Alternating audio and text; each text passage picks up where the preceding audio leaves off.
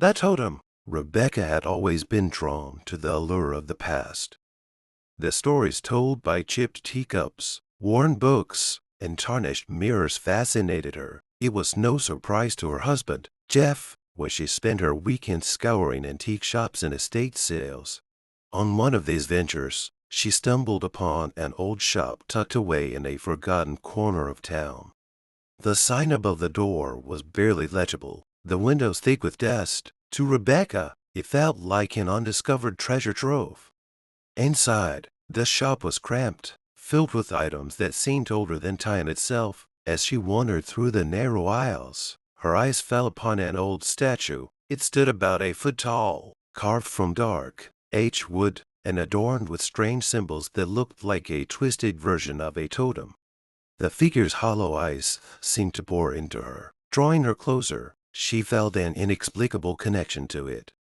She lifted the statue and brought it to the counter, where the shopkeeper, an old man with a wrinkled face and eyes that had seen too much, glanced up at her. His expression changed the moment he saw what she held.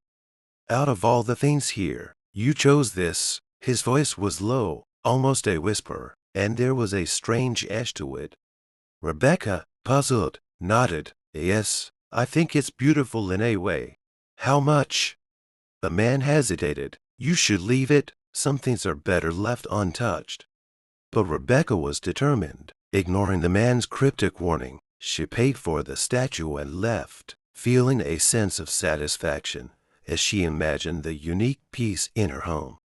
When she got back, Jeff barely glanced at the statue. He was used to her odd finds and had long since stopped questioning her taste. Rebecca placed the statue on the mantelpiece in the living room, admiring the way it commanded the space.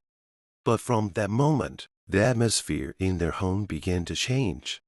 It started subtly. Jeff's business, usually steady and reliable, began to falter. Deals that seemed certain fell through, and clients began to withdraw their support. Their once healthy and vibrant golden retriever, Oscar, suddenly grew ill. Despite the vet's best efforts, Oscar passed away within days, leaving Rebecca and Jeff devastated.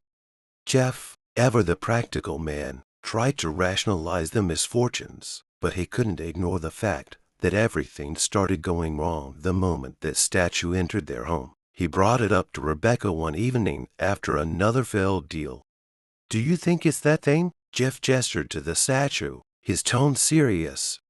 Rebecca laughed it off. "Don't be ridiculous. It's just a piece of wood." But the tension between them began to grow, like a dark cloud settling over their home. They argued constantly, often over trivial matters. Rebecca found herself snapping at Jeff for the smallest things, and he, in turn, became increasingly irritable. The fights escalated, growing more violent with each passing day.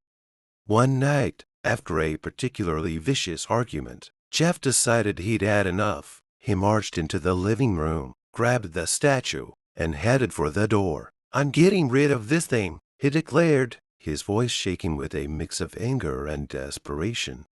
Rebecca, who had been watching him from the hallway, felt something inside her snap. The thought of losing the statue, of it being taken away from her, filled her with a cold, furious dread. She grabbed a baseball bat that was leaning against the wall and, without thinking, swung it at Jeff's head.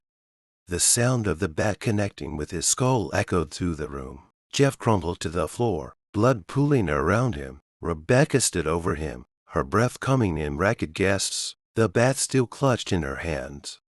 As she watched the life drain from his eyes, a twisted grin spread across her face. She felt no remorse, no sorrow, only a dark, consuming satisfaction.